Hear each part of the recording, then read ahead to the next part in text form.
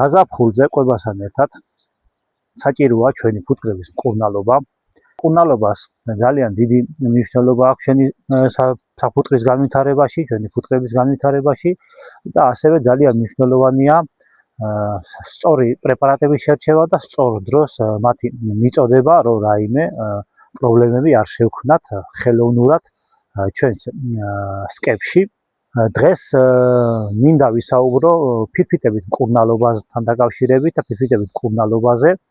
მე ჩემს ფუტკრების მკურნალობაში ძირითადად ვიყენებ ორი სახის ფირფიტას. ეს არის ერთი ჩინური წარმოების ფლუარინატის ფირფიტები და მეორე კი სავარაუდო თურქული წარმოების, იმიტომ თურქეთიდან ჩავმაქვს სტიქსის ჭიანჭველამჟავაში დამუშავებული ჩხირები, რომლებიც ორივე მუშაობენ ტკიპების წინააღმდეგ. დღეს კი ვისაუბრებ ფლუარინატის ფირფიტებთან დაკავშირებით, განმარტავ მათ გამოყენების წესს, მოქმედების ვადებს და რა ზიანს აყენებს ის ტკიპებს, რომლებიც ჩვენს სკაში არსებობენ. ეს ფირფიტები დამზადებულია როგორც ქიმიური, ასევე ბუნებრივი მინარევებისგან. გახსნის დროს მას აქვს ნაძვის მაგვარი სურნელი. არის ძალიან რბილი პრეპარატი ჩვენი ფუტკრებისთვის, არ იწვევს მათ გაღიზიანებას და აგზნებას და სკის წიდან გარეთ გამოსვლას და შესაძლებელია სხვა პრეპარატმა გამოიწვიოს და შეგვიძლია ეს ფირფიტები წლის ნებისმიერ დროს მივაწოდოთ ჩვენს ფუტკარს თუ დატკიპიანება იქნება და ზამთარშიც კი შეგვიძლია მივაწოდოთ ეს ფირფიტები ფუტკრებს და არ იწვევს გუნდის დაშლას, არ იწვევს გუნდის გაღიზიანებას და ძალიან კარგად მკურნალობს ტკიპებზე ჩვენს ფუტკრებს. ამ ფირფიტების ძირითადი დანიშნულება არის ტკიპებში ნერვული სისტემის დაზიანება. როდესაც ამ ფირფიტების გამოყენებას ვიწყებთ, უნდა გქონდეს შესწავლილი სკების მდგომარეობა, იმიტომ რომ ძლიერ სკებს შეგვიძლია მივაწოდოთ ორი ფირფიტა და სუსტ და საშუალო ოჯახებზე კარგია ერთი ფირფიტის მიწოდება. მართალია რბილია ფუტკრებისთვის, მაგრამ მაინც არ არის რეკომენდირებული საშუალო და სუსტ ოჯახებზე ორი ფირფიტის მიწოდება.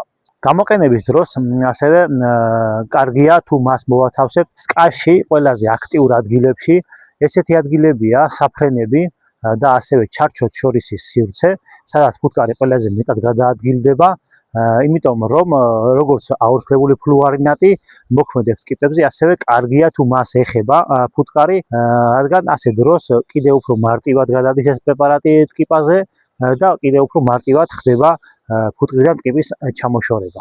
ასეთ დროს იღუპება მხოლოდ და მხოლოდ ტკიპა და ფუტკარი რჩება უვნებელი. რა უპირატესობები აქვს ამ ფირფიტებს? ერთი ის, რომ მარტივი გამოსაყენებელია, ფუტკრისთვის უსაფრთხოა.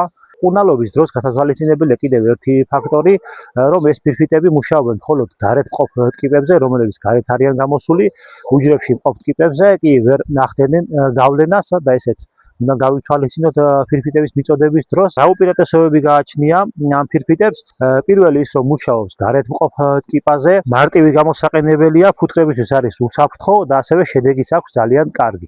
რაც შეეხება უარყოფით მხარეებს, ამ ფირფიტების მუდმივი გამოყენება ჩანაცვლებითი მკურნალობის გარეშე არ არის რეკომენდირებული, რადგან შესაძლებელია გამოიწვიოს ტკიპების შეჩვევა და მათთვის აღარ გახდეს ეს სიკვდილუნარიანი. წლების მანძილზე გამოყენების დროს 2-3 ან 4 წლის მანძილზე თუ უწყვეტად გამოვიყენებთ ამ ფირფიტებს, აორთქლებული ფლუარინატი ილექება ცვილში, მართალია ძალიან მცირე რაოდენობით, მაგრამ მაინც ილექება და ამაზე ინფორმაცია უნდა გქონდეს.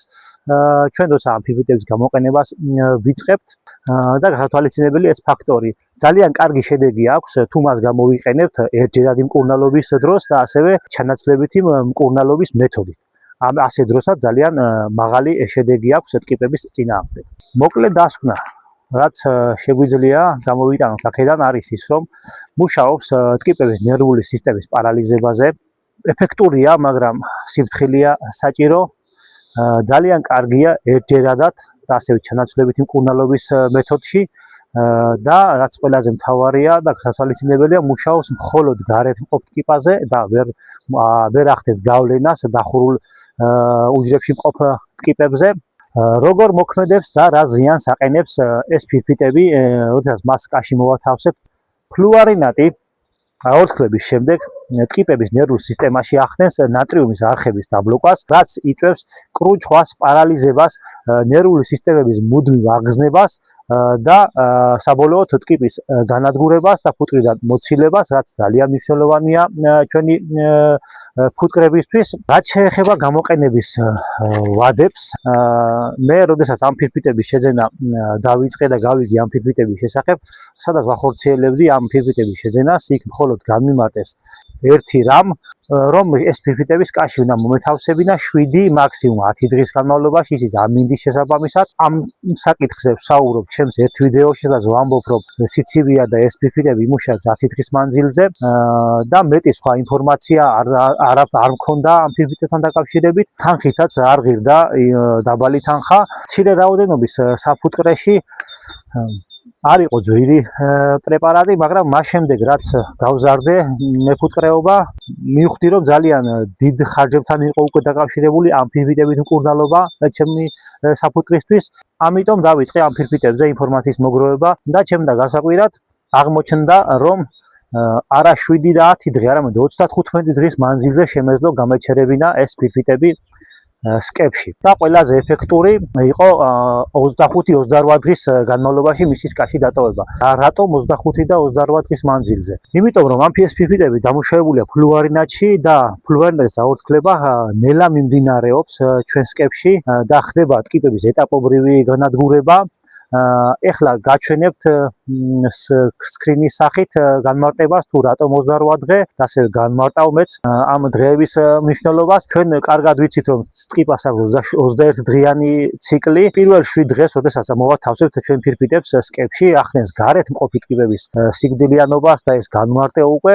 შემდეგი 8-დან 21 დღემდე იჩეკება ახალი ტკიპების რაოდენობა, ახალი ტკიპები გამოდიან ჩვენ სკებში და 22-დან 28 დღის ჩათვლით ეს ფირფიტები ახდენენ ახალი ტკიპების სიკვდილიანობას. ასე დროს ციკლი დაცულია და მკურნალობასაც უკვე შედეგი და ხარისხი აქვს. თუ ჩვენ ამ ფირფიტებს გამოვიღებთ 7 ან 15 დღის შემდეგ, შეგვიძლია ჩავთვალოთ, რომ ესეთი მკურნალობა არის ნახევრად ჩატარებული მკურნალობა, იმიტომ რომ ანადგურებს მხოლოდ გარეთ მყოფ ტკიპებს, ხოლო შემდეგ ახალგამოსული ტკიპების თაობას სკაში არანაირი სამკურნალო პრეპარატი აღარ ხვდება და ხდება კიდევ უფრო მათი გავრცელება სკებში.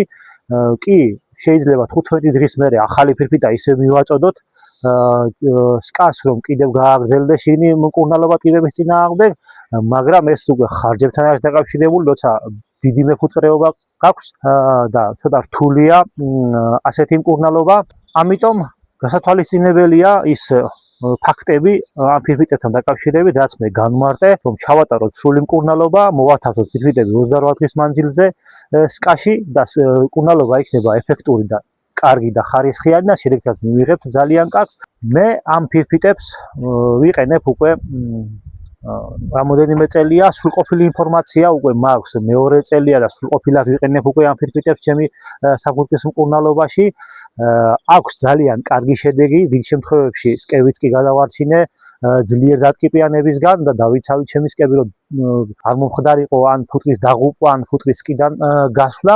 შემგვიძლია ვთქვათ, რომ ამ ფირმის ფირფიტები მუშაობენ ძალიან კარგად და შედეგიც აქვს ძალიან კარგი, მაგრამ როგორც მასზე, ასევე სხვა სახის სამკურნალო პრეპარატებზე და ფირფიტებზე არ შეიძლება 100%-ით დაყრდნობა. ფუტკარი უნდა ჰყავდეს და შენი საფუტკრე უნდა ჰქონდეს მუდმივად მეთვალყურეობის ქვეშ, რომ რაიმე დაავადება არ გავრცელდეს. ძალიან რთულ შედეგებამდე არ მივიდეთ ამის გამო. მადლობა რომ დამითმეთ.